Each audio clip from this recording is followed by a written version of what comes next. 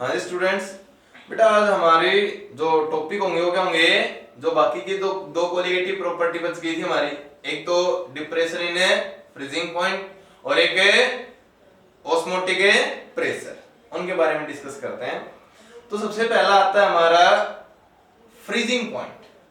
तो देखो freezing point क्या होता है कि अगर हम छोटी क्लासेस की बात करें उनमें हमें बताया गया था कि the point eight which liquid state convert into solid state.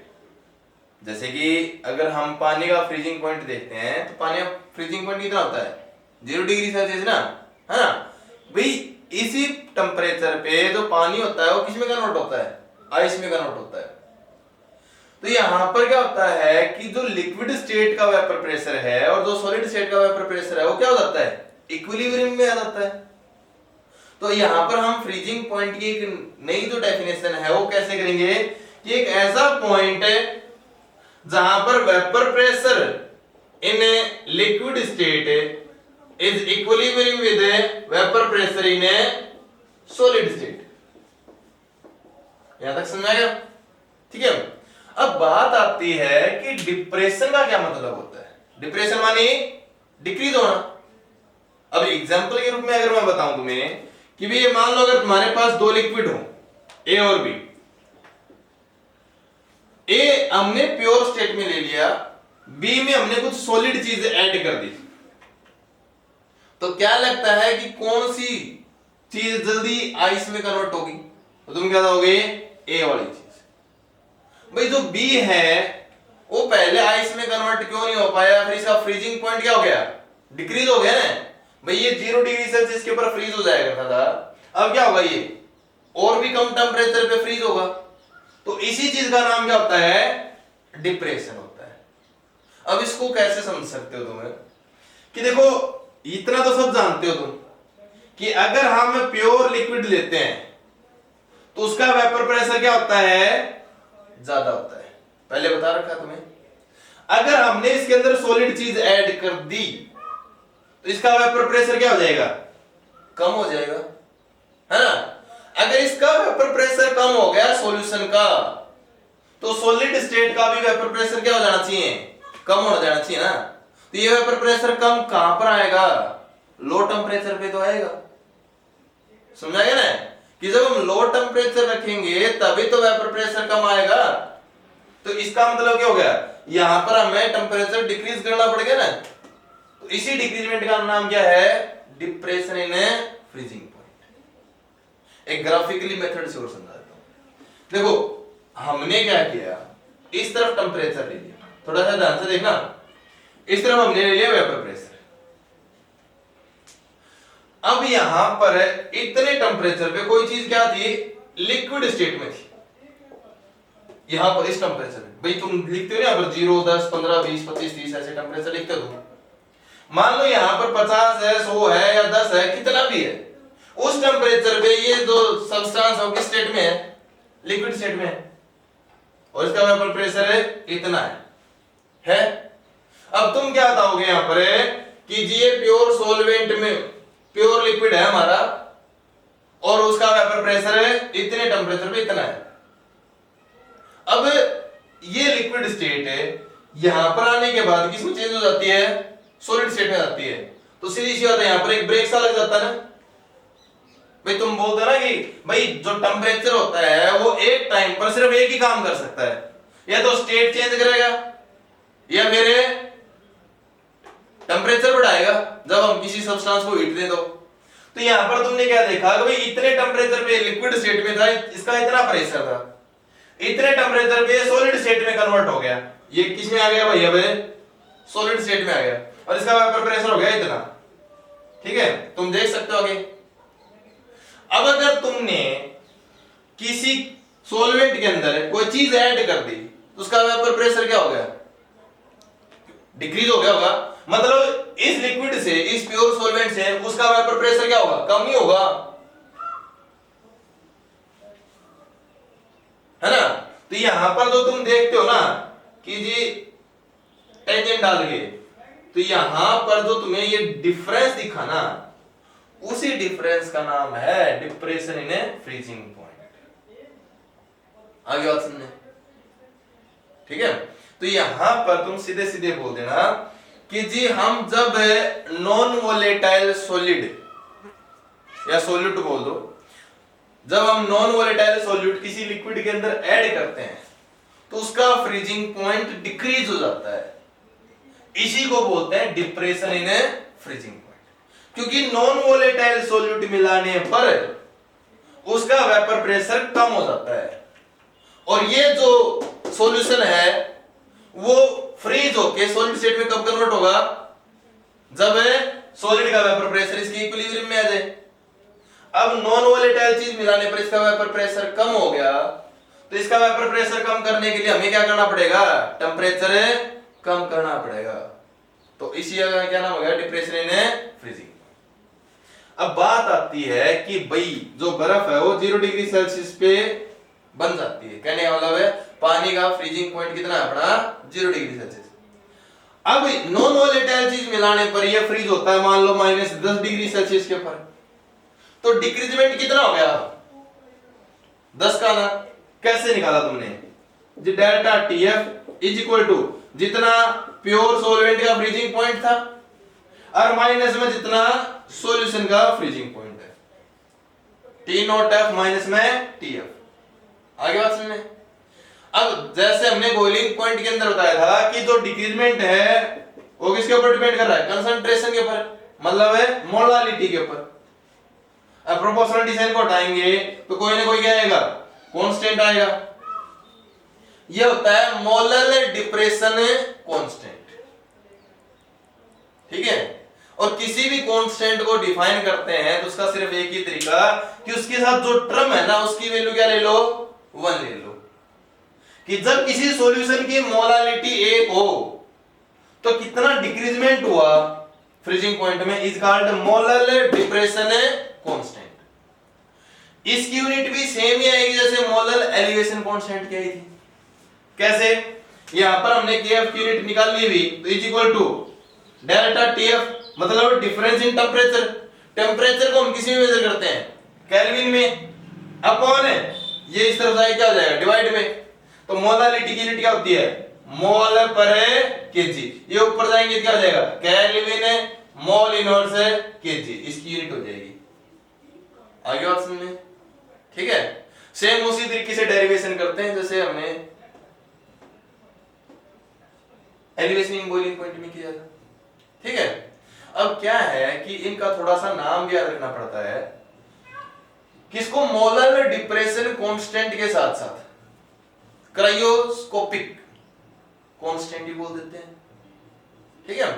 और एक बताया था मोलर एलिवेशन कांस्टेंट, वैसे तो कभी नहीं पूछा जाता, लेकिन अगर मान लो कभी कभी डेफिनेशन आ भी जाती है, थोड़ा नाम याद रखना कि मोलर एलिवेशन कांस्टेंट को हम क्या बोल सकते हैं, इबुलियोस्कोपिक, ठीक है, हो जाएगा ना।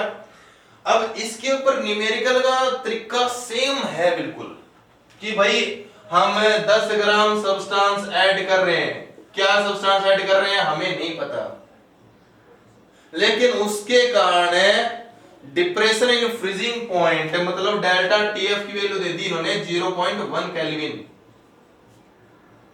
तो बताओ जो कंपाउंड हमने ऐड किया था उसका मॉलिक्यूलर मास कितना होगा, ठीक है।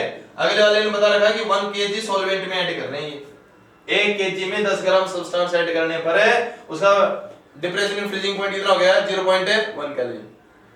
तो वैसे तो हम एक अलग से वीडियो बनाएंगे न्यूमेरिकल के लिए, लेकिन तुम्हें बता रखा कि न्यूमेरिकल चाहे कोई भी दे दे, तुम सीधा फार्मूला लिख दो बस। अब तुमने डिप्रेशन इन फ्रीजिंग पॉइंट का नाम सुन लिया ना, तो तुम्हें पहले पता हो जाना चाहिए कि जी ये फार्मूला लगेगा बस, delta TF equal to KF गुना में मोलारिटी। इसमें कुछ पुट किया जाएगा तो ठीक है। अब तुम यहां पर क्या देखोगे, डेल्टा टीएफ की वैल्यू अगले वाले ने दे रखी कितनी, 0.1।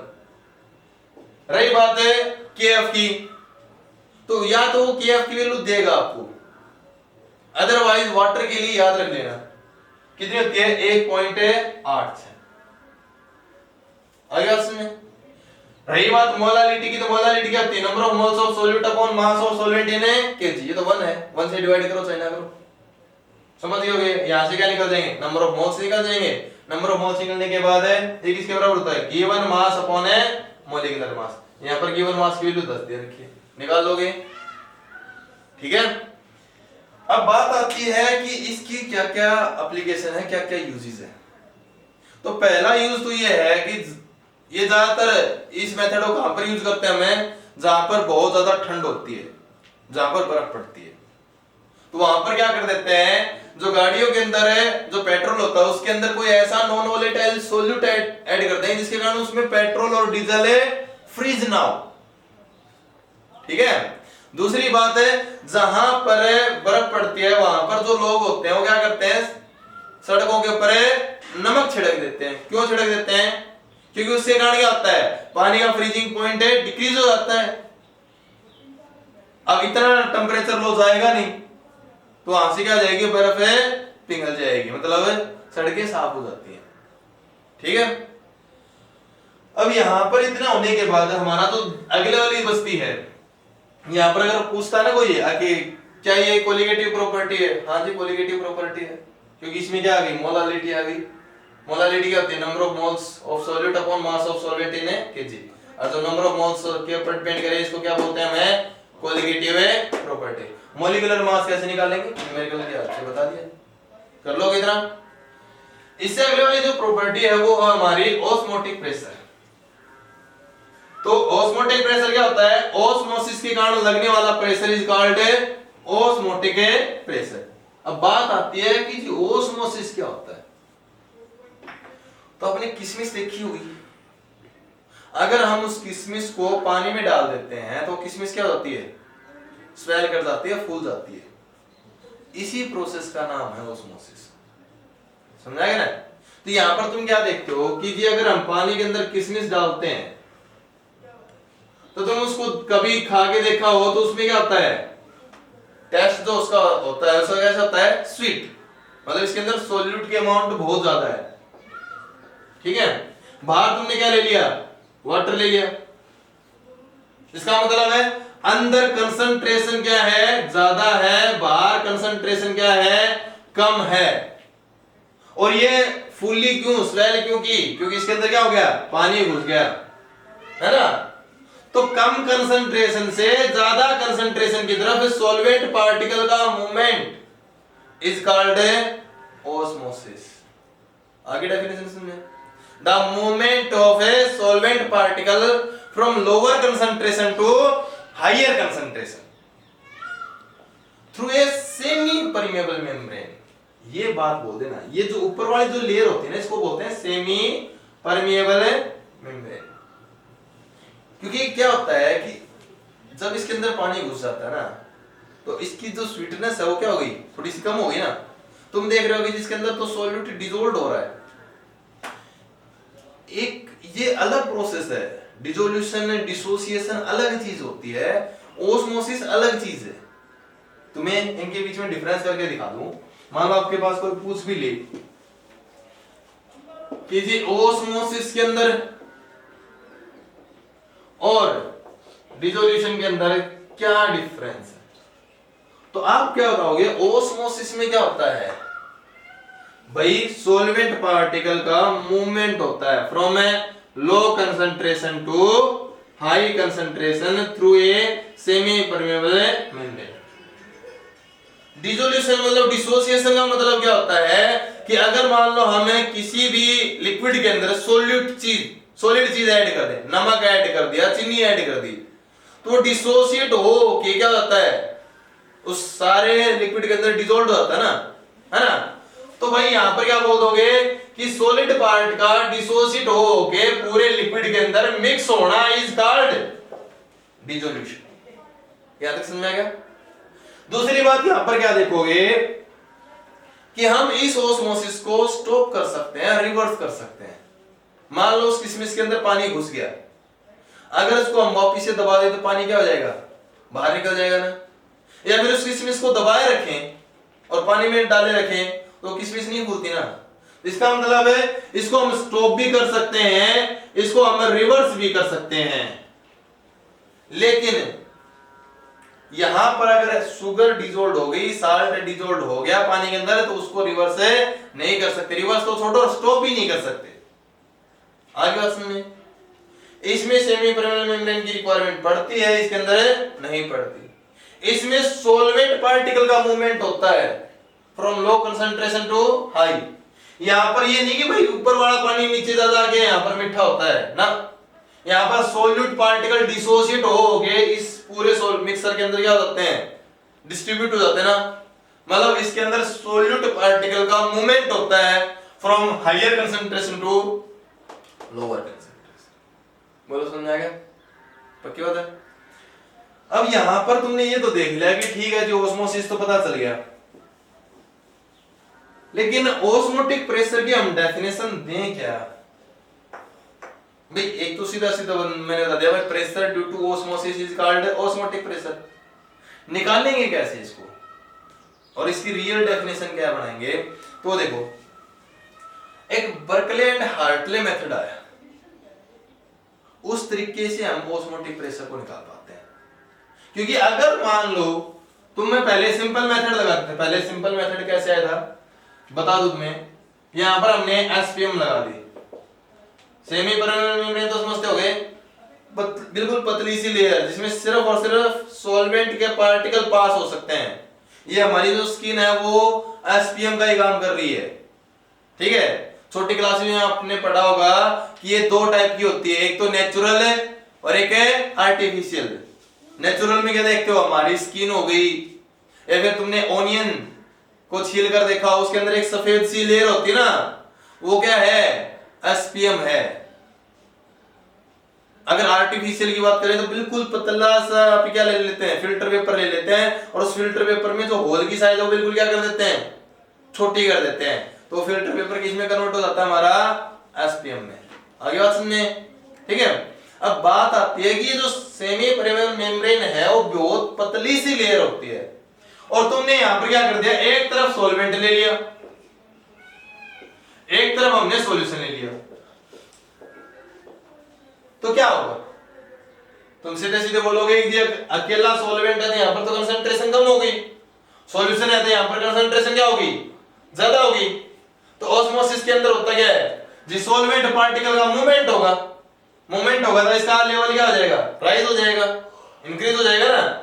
लेकिन जब ये मूव कर रहा था तो इसके कारण जो लगने वाला प्रेशर है उसके कारण इसका फटने का डर रहता है ना, कहने मतलब इतना प्रेशर ये झेल ही नहीं पाएगी। अब अगर हम मान लो एक कागज है, उस कागज के एक तरफ हम प्रेशर लगाएं तो फट जाता है ना, लेकिन अगर उस कागज को दोनों हाथों से दबाए रखें उसके ऊपर कोई इफेक्ट नहीं पड़ता। तो बर्कले एंड हार्टले मेथड ने भी ऐसा ही एक मेथड अपनाया। एक रफली डायग्राम बना देता हूं आपके लिए। उसने क्या कर दिया, यहां पर ऊपर भर दिया इन्होंने सॉल्यूशन, यहां पर नीचे भर दिया इसने सॉल्वेंट, ठीक है। इसके ऊपर लगा दिया इन्होंने क्या, प्रेशर ग्यूज। अब इसने क्या देखा कि ये जो है वो है एसपीएम। अब इसके अंदर प्रेशर था, मान लो कितना भाई, कितना भी प्रेशर मेजर कर लो, मान लो यहां पर 10 का था पहले, 10 पास्कल का। अब जैसे ही यहां पर क्या होगा भाई, जो सॉल्वेंट पार्टिकल है इसके अंदर मूव करना स्टार्ट करेगा, तो हम क्या कर रखे हैं यहां पर एक फ्रैक्शनलेस पिस्टन के द्वारा इसको हमने यहीं पे स्टॉप कर रखा बिल्कुल। अब अगर मान लो कोई नीचे से प्रेशर लगा रहा है और मुझे इस चीज को यहीं पे रोकना है, तो सीधी सी बात है जितना ये प्रेशर लगाएगा उतना ही प्रेशर क्या करना पड़ेगा, मुझे लगाना पड़ेगा ना, यहीं पे रोकने के लिए, ये नहीं कि इसको दबाना है। तो यहां पर क्या करोगे तुम्हें, ये जैसे जैसे प्रेशर बढ़ाएगा तो मैं भी अपना वैसे वैसे क्या करूंगा, प्रेशर इंक्रीज करूंगा ताकि ये पिस्टन यहीं पे रहे। तो इस सॉल्वेंट पार्टिकल के मूवमेंट को रोकने के लिए हमें कितना प्रेशर लगाया जाता है, इज कॉल्ड ऑस्मोटिक प्रेशर। बोलो समझ आया, ठीक है। तो ऑस्मोटिक प्रेशर की जो रियल डेफिनेशन है वो क्या दोगे, the pressure which prevent the movement of a solvent from low concentration to high concentration. आगे बात समझना, ठीक है। तो इसके अंदर इसके क्या क्या यूजेस होंगे, इसकी क्या क्या मतलब इसको कोलिगेटिव प्रॉपर्टी कैसे प्रूव करेंगे और ये स्पेशल कैसे है, वो नेक्स्ट वीडियो